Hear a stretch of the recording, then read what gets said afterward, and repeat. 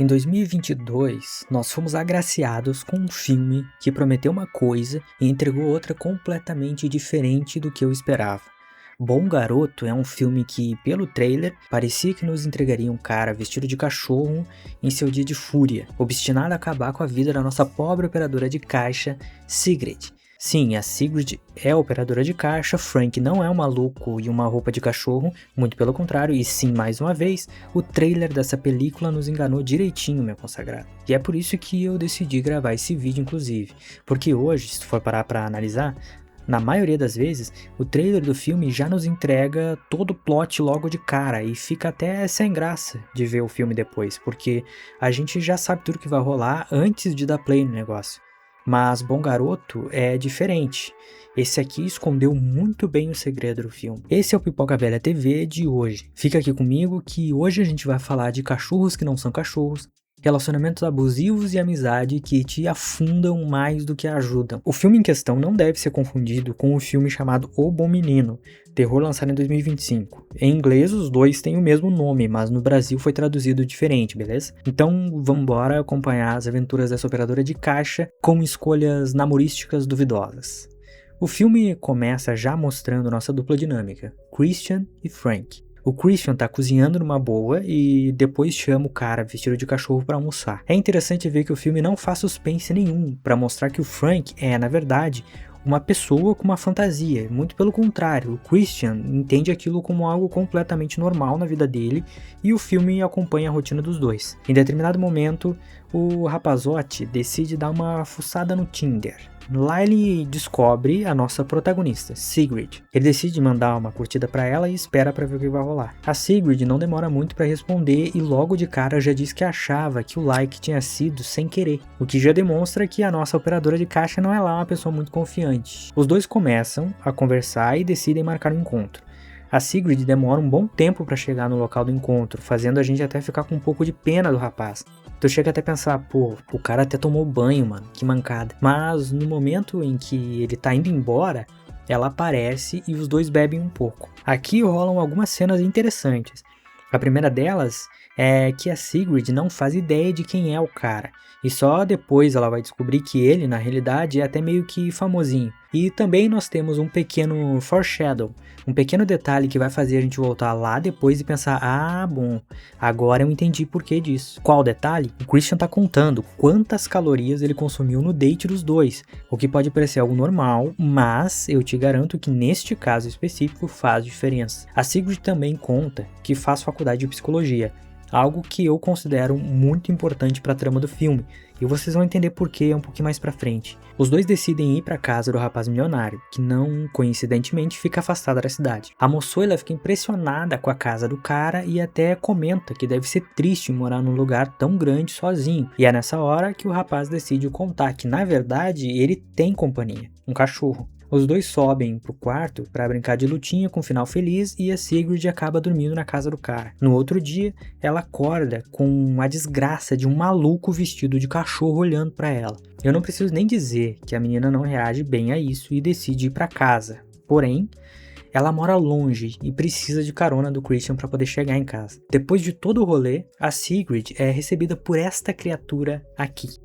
Um ser enviado das trevas que ela carinhosamente chama de amiga, mas que vai ser um dos principais motivos para essa nossa operadora se dar tão mal. A Aurora, que é o nome dessa amiga da onça aí, começa a fazer perguntas e tal, e acaba descobrindo com quem a Sigrid estava. E é ela que conta para Sigrid quem é o Christian.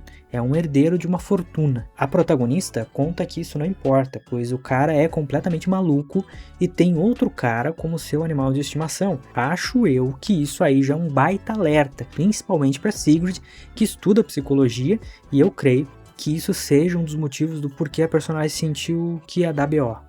Mas, como toda mulher, ou boa parte das mulheres, é amaldiçoada com uma amiga que só serve pra ver o caos, a Sigrid acaba sendo pressionada por Aurora a dar uma segunda chance pro esquisito. Qual o argumento? O cara é rico e bonito. Segundo a Aurora, que só Deus sabe como chegou naquela idade com vida. Isso é suficiente para ignorar as red flags que o cara botou na mesa. Enfim, A Aurora consegue convencer a Sigrid de que aquilo deve ser só uma brincadeira estranha, nada demais. Afinal, o cara é rico e isso que importa na cabeça dessa jumenta em forma de gente. Sendo assim, nossa caixa decide que vai dar uma chance pro esquisitão. Eles voltam a se falar, começam a namorar e um convite para a viagem chega. Sigrid aceita a viagem e vai para um lugar afastado junto com Christian e Frank. E eu nem preciso te dizer que isso vai dar ruim, né? Pois é. Bom, até aqui o filme mostrava o Frank, o cachorro, como um personagem misterioso, alguém que a gente não consegue decifrar muito bem. Também tem as mentiras contadas por Christian sobre a história de vida do Frank. Mas é aí que o filme me fez dar um pulo da cadeira, meu consagrado. O plot que vem em seguida me deixou ansioso para ver o restante do filme. Eu achava que o Frank ia pirar em algum momento e que aquilo ali ia virar mais um daqueles filmes de terror meio genéricos, onde o cara fica doidão e sai matando geral. Mas eu me enganei completamente. Durante uma cena onde os dois estão bebendo, Frank aproveita que o Christian saiu de perto da donzela, se aproxima da mulher, levanta a máscara e diz: "A gente precisa sair daqui, esse cara é maluco."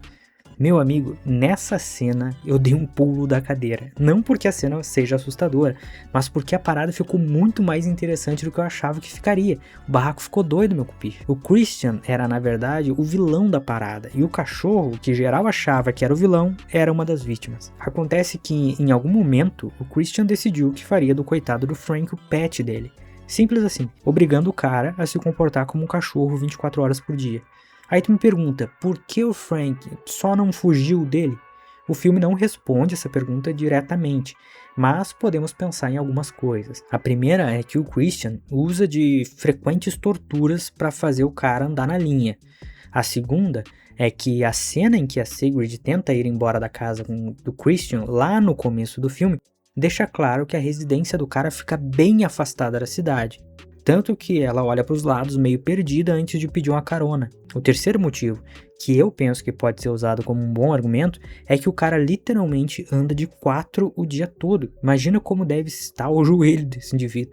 Simplesmente se levantar e correr não parece uma boa opção para quem deve estar com os joelhos machucados. Enfim, depois da grande revelação, a pobre da Sigrid tenta disfarçar seu desprezo, mas não consegue muito.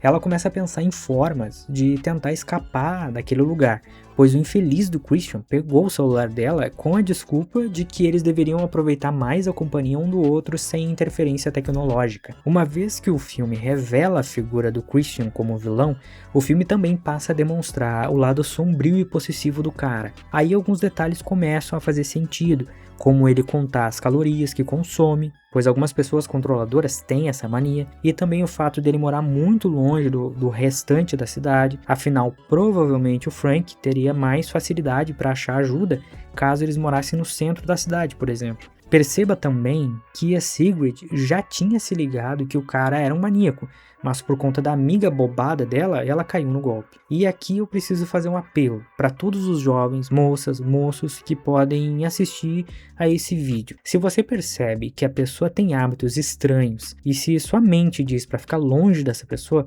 fique longe, fique segura.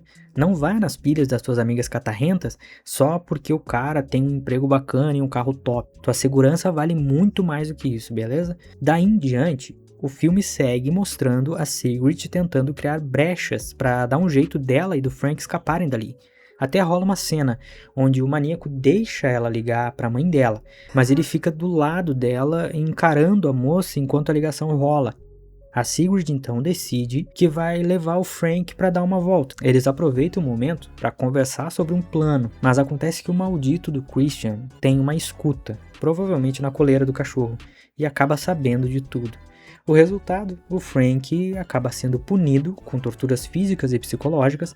A nossa prota até consegue fugir por um momento, mas retorna para salvar o amigo. E ela dá uma bela de uma paulada na cabeça do vilão, mas ao tentar pegar o Frank para correr, os dois são atingidos na cabeça com um golpe. O filme pula para uma cena que se passa muito tempo depois, mostrando nossa pequena Sigrid como mais um dos pets de Christian. Sim, o final desse filme é desanimador, mas ele piora. Frank ainda está vivo, só que também há um terceiro elemento. A última cena do filme é Christian colocando a comida no chão, da mesma forma que ele faz com Frank e Sigrid, mas dessa vez para um bebê.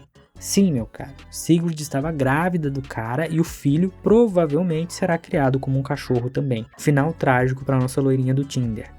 O Bom Garoto é um filme que mexe com a nossa expectativa.